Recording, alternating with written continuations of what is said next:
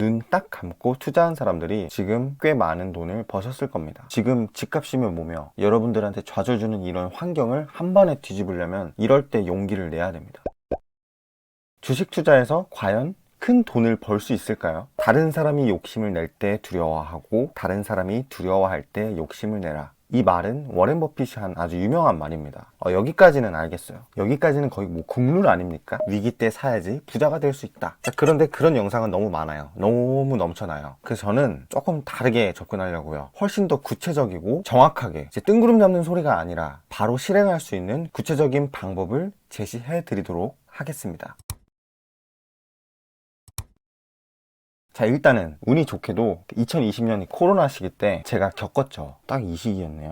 여기. 이 시기 때 서킷 브레이커가 한 2번 걸렸나요? 완전 난리도 아니었는데 이렇게 무서운 그런 공포가 실제로 딱 체감될 때 눈 딱 감고 투자한 사람들이 지금 꽤 많은 돈을 버셨을 겁니다. 이런 폭락장 혹은 약세장은 평균 3년 6개월마다 찾아온다고 해요. 근데 이게 어디까지나 평균이지 생각보다 자주 일어나는 이벤트가 아니기 때문에 이 시기를 한번 놓치면 또 오래 기다려야 돼요. 이 시기를 근데 왜 놓칠까요? 우리가 놓치는 이유에 대해서 우리가 한번 생각을 해봐야 되는데 제 생각엔 놓치는 이유는 당연히 두려움 때문이겠죠. 그런데 두려움은 저도 느껴요. 솔직히 두려움 안 느끼는 사람은 없을 겁니다. 워렌 버핏이나 또 우리의 존경하는 인덱스 펀드의 창시자 존 보글께서도 폭락장이 왔을 땐 이 마음에 돌이 올라가 있는 것 같다고 표현을 하셨습니다. 그만큼 누구에게나 이 폭락장 약세장은 힘들어요. 그런데 이 기회를 놓치느냐 잡느냐의 차이는요, 자신이 지금 고수하고 있는 그 전략을 얼마나 믿느냐 이겁니다.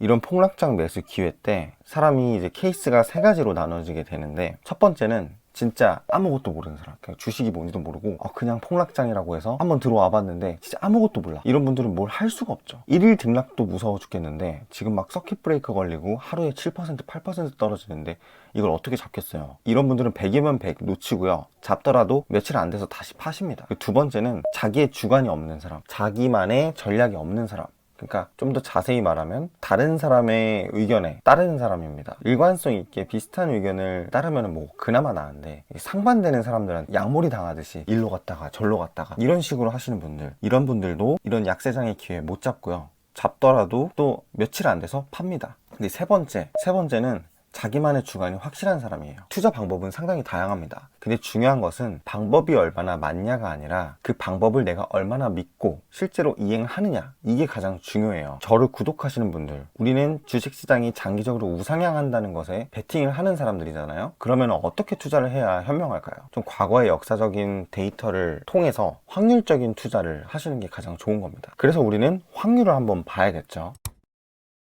이제 베어마켓의 기준을 전 고점에서 20% 떨어졌을 때 베어마켓에 진입했다고 표현을 해요.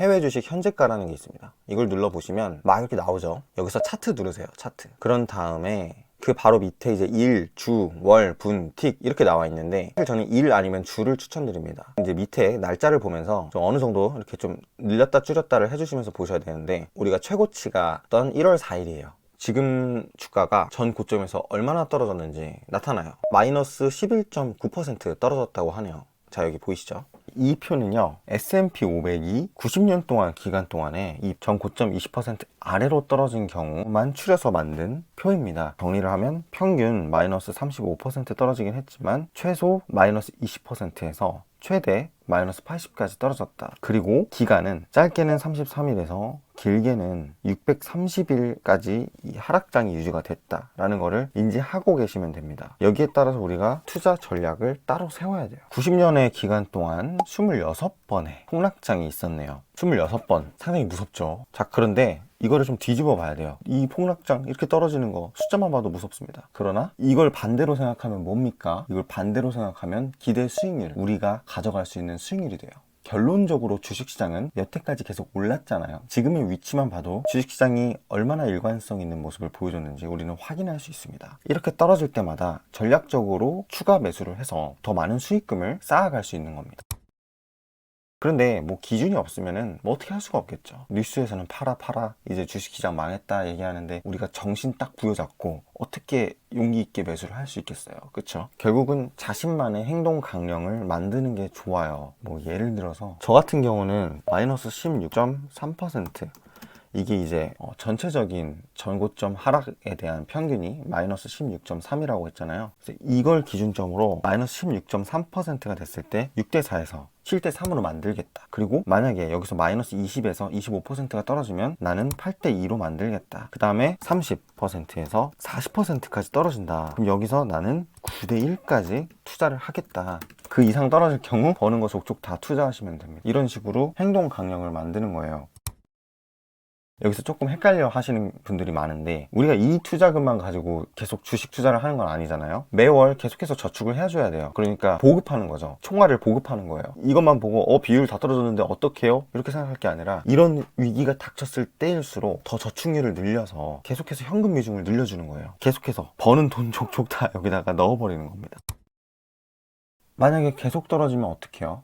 더 떨어질 수도 있는 거잖아요. 맞아요. 더 떨어질 수 있어요. 더 떨어질 수 있는데 그거는 아무도 모르는 거잖아요. 그렇다고 50%, 60%, 70% 떨어지는 걸 기대하고 기다린다? 그것도 말이 안 되는 게, 그 정도로 떨어질 확률을 생각해 보세요. 50에서 60% 떨어진 게 1929년과 1931년 그리고 2008년 이렇게밖에 안 됩니다. 90년 동안 3번의 이벤트밖에 발생 안 했어요. 그걸 생각하고 현금을 무리해서 보유하고 있을 필요는 없습니다. 그러면 오히려 기회를 놓치게 돼요. 그렇기 때문에 자신만의 행동 강령을 만드실 때 더 떨어질 걸 기대하고 계속 현금만 들고 있는 것도 좋은 방법은 아니에요. 더 저축률을 늘려서 떨어지는 만큼 대응을 하는 게 낫지, 더 떨어지는 것 같아서 더 기다린다, 이게 또 어떻게 보면 그게 좋은 방법이 아닐 수 있다는 겁니다. 핵심은 그거잖아요. 우리는 이런 역사적인 하락장을 확실히 잡아서 좀 더 빨리 부자가 되겠다, 이걸 우리가 노리는 거기 때문에 막 70%, 80%를 염두하고 계획을 세우는 건 좋은 방법은 아닌 것 같아요. 현명한 대응만으로도 우리는 충분히 큰 수익을 얻을 수 있다는 거를